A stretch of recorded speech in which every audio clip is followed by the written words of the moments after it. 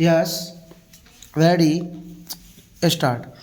I am most grateful to you for the opportunity that you have given me of meeting you all and understanding your respective points of view.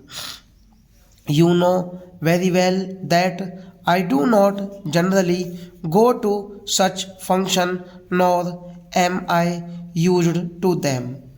It is not our country's custom to have speeches at lunches or dinners, but we are still carrying on the old traditions. And I am therefore utilizing this opportunity of placing before you a few thoughts on matters which are causing you some concern. Whatever I may say represents my own personal views and not those of government. It is only the minister in charge of industry and supply who can make any authoritative pronouncements. But I do claim to know the mind of my government, and to that extent I may at places be saying things which are in accord with government policy. I should like to say at the outset that I am going to tell you what I do feel about matters. I am not given to changing my views because I am one from them. After mature consideration and the fullest possible realization of the various pros and cons, my convictions are firm and based not on any theories but on experience and a practical approach to the many problems. Shri Gonka has mentioned the last budget. It is profitless to think of the past. Nevertheless, the world knows its history, how the budget was prepared, and why. The farmer of the budget has now gone to Pakistan. He very well knew and that age would be not for him to face the music. You are also probably aware of my views and the whole history of the proceeding before the legislature in relation to this budget when I ask you to bury the past and not to brother at all about it. I should like to remind you that our finance minister belongs to your own class. He knows his own mind, is able, clever, and efficient. We deliberately appointed him to create confidence in the industrial future of India, the confidence which had been rudely shaken by the last budget.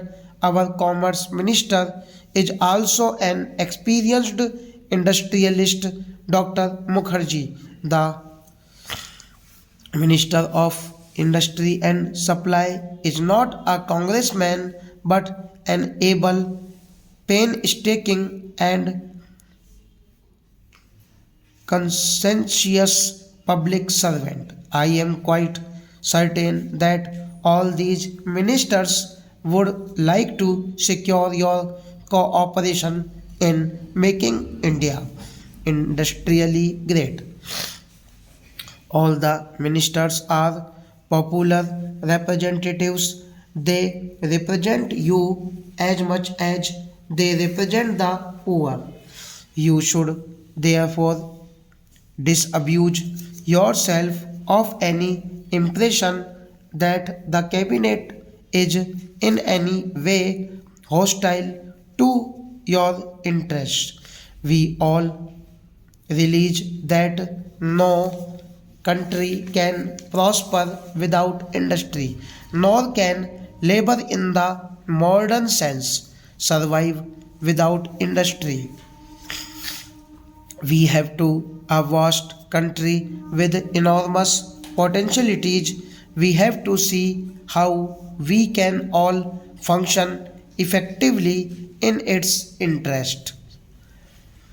We have given you as first evidence to our bona fides the appointments to which I have already referred. It is now for you and all of us not to mar but to make our future in building it. It is obvious that you have to destroy also in the process of building our future. Therefore, we may have to do away with some of the appendages of the past, but there is no reason why any of us should be frightened. Destruction. You have asked why we accepted partition.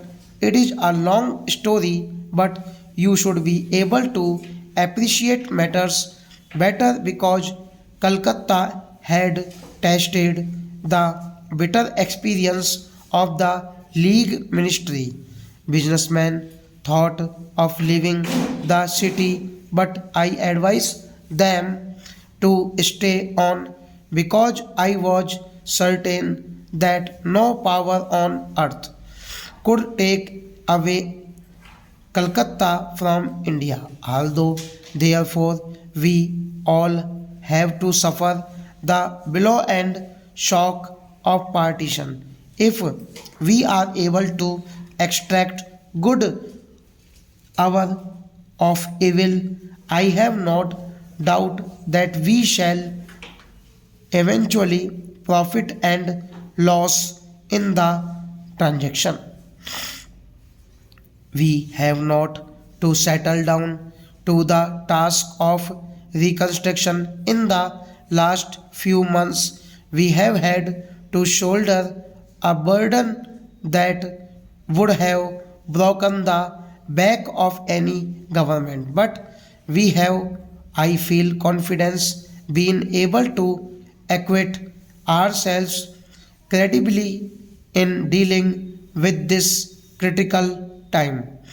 In the task ahead, we have to take labor and capital with us. If we fail to do so, we are doomed to disappointment.